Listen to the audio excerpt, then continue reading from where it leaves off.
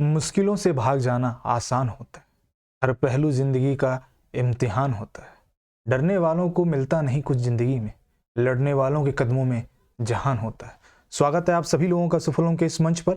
और daily current affair की series में हम कंटिन्यू करेंगे 13 जनवरी के करंट अफेयर को। आज वीडियो लेट हो गया है, जानते हैं कुछ कारण की वजह से। चलिए, तो कल से जो आपका टाइम पे क्लासेस चलेंगी। और चलिए फिर कल के करंट अफेयर को पहले रिवाइज कर लेते हैं, उसके बाद हम आज का करंट अफेयर देखेंगे। तो कल ये करंट अफेयर का पहला क्वेश्चन क्या था?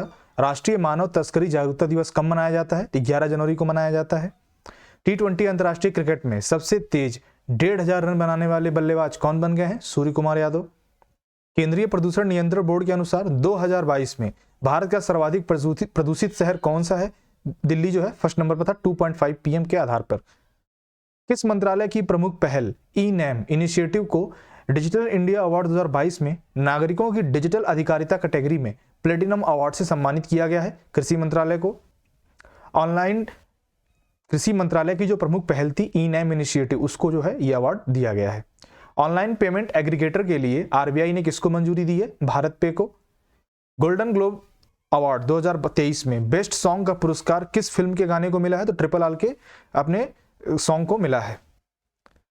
खेलो इंडिया सीनियर महिला राष्ट्रीय खो खो लीग कहां होने वाली है? पंजाब में होने वाली है 10 से 13 जनवरी के मध्य में। हेनले पासपोर्ट इंडेक्स 2023 में भारत की रैंकिंग कितनी है? भारत की रैंकिंग 85 है। भारत ने किस देश के साथ राजनयिकों के प्रशिक्षण में सहयोग बढ़ाने हेतु समझौता ज्ञापन पर हस्ताक्षर किए हैं? पनामा के विदेश मंत्री जयनेना तेवने मैकोमो के साथ। किस कंपनी ने हाल ही में क्रिकेट टीम इंडिया के जर्सी प्रायोजक में से MPL का स्थान लिया है? तो KKCL ने लिया है। हाल ही में किसने राष्ट्रीय विज्ञान दिवस 2023 की थीम जारी की है? जितेंद्र सिंह जी ने।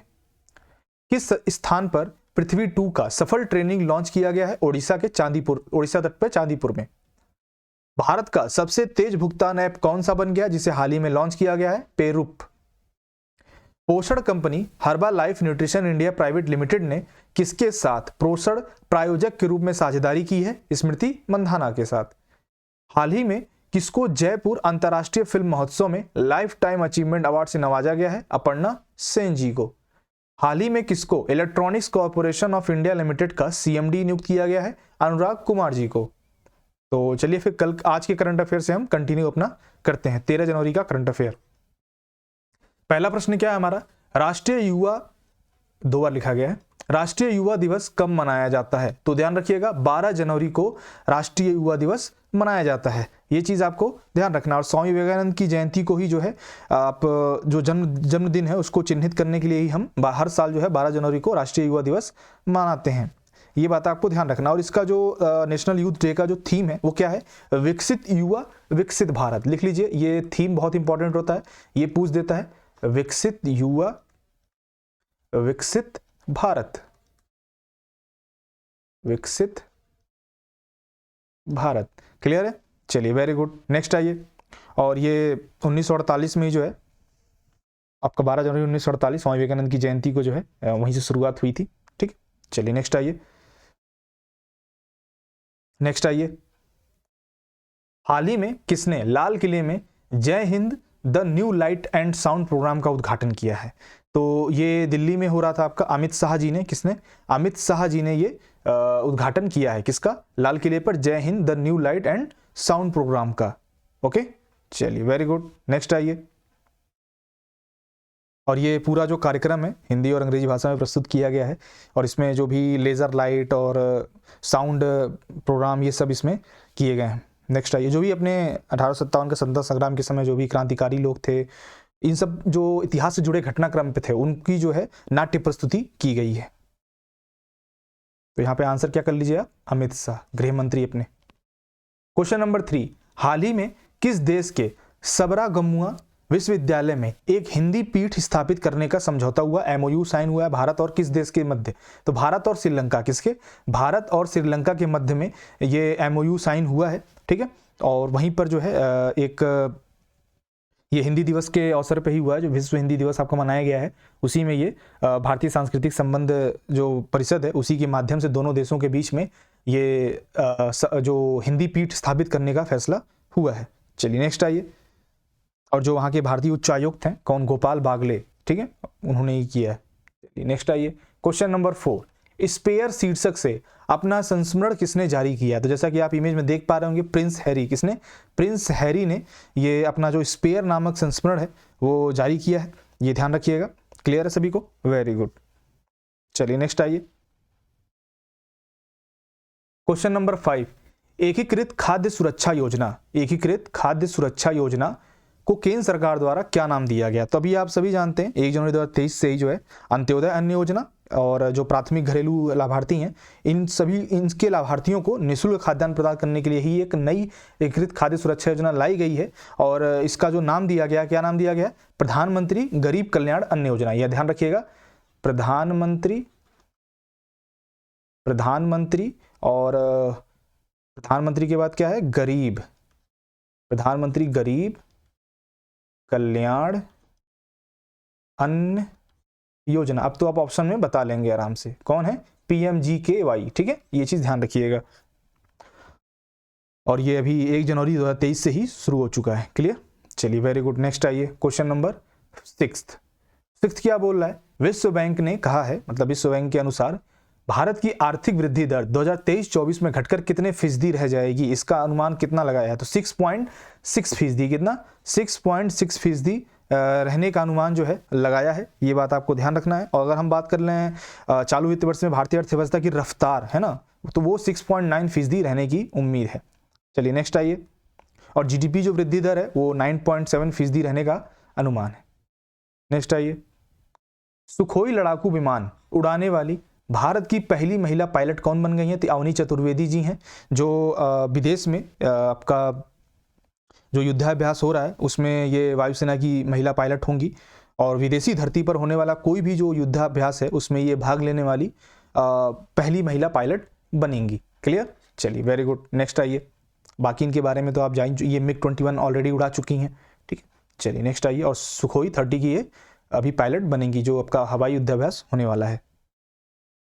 क्वेश्चन नंबर 8, हाल ही में किसे डॉक्टर पतंग राव कदम पुरस्कार से सम्मानित किया गया है? हाल ही में किसको डॉक्टर पतंग राव कदम पुरस्कार से सम्मानित किया गया है? तो ये हैं आपके आदार पूनावाला। कौन है? आदार पूनावाला। इन्हीं को जो है आपके पतंग राव कदम पुरस्कार से सम्मानित किया गया, जो भी कोविड-19 महामारी में इन्होंने जो इनका एक कंपनी है, कौन सी? ये company serum institute of India है ना, उन्हीं के ये आपके CEO हैं, मुख्य कार्यकारी अधिकारी। और इन्होंने ही जो है काफ़ी कुछ उस समय सहायता प्रदान की थी। ठीक है, तो इन्हीं को मिला है, डॉक्टर पतंग राव कदम पुरस्कार से सम्मानित किया गया है। और अगर हम बात करें सीरम इंस्टीट्यूट ऑफ इंडिया के बारे में, तो 1960, यहाँ लिख लीजिए SII, serum institute of India. इसकी अगर स्थापना की बात करें तो 1966 में स्थापना हुई थी, पुणे महाराष्ट्र में। ये चीज़ आप ध्यान रखिएगा, पुणे इस तरह लिखते हैं। और चलिए नेक्स्ट आइए, बाकी तो आप जानते ही हैं, ये जो आदार पूनावाला है ना, और इनके जो पिता साइरस पूनावाला थे वो वही इनको बनाए थे। चलिए नेक्स्ट आइए, क्वेश्चन नंबर 9, नासा ने किस भारतीय अमेरिकी अंतरिक्ष विशेषज्ञ को मुख्य प्रौद्योगिकीविद के रूप में नामित किया है? तो ये AC चरानिया है। कौन है? AC चरानिया है। ये भारतीय अमेरिकी एरोस्पेस उद्योग विशेषज्ञ हैं आपके AC चरानिया। इन्हीं को जो है भारतीय जो अमेरिकी अंतरिक्ष आपकी एजेंसी है नासा, उसी ने जो है ये चीफ टेक्नोलॉजिस्ट जैसे बोलते हैं, आप हिंदी में बोल लीजिए मुख्य प्रौद्योगिकीविद, ये नियुक्त किया है। क्लियर? चलिए नेक्स्ट आइए, और जो आपका नासा है तो नासा के बारे में भी जान लीजिए, है ना, नासा के बारे में भी जान लीजिए। मुख्यालय कहाँ है आपका? Washington DC। क्लियर? जो आपका USA में है। स्थापना कब हुई थी इसकी? फटाफट कमेंट बॉक्स में आप लोग बताइए। 29 जुलाई 1958 में, ये भी अमेरिका में ही इसकी स्थापना हुई थी। संस्थापक कौन है इसके? संस्थापक इसके कौन है बताइए?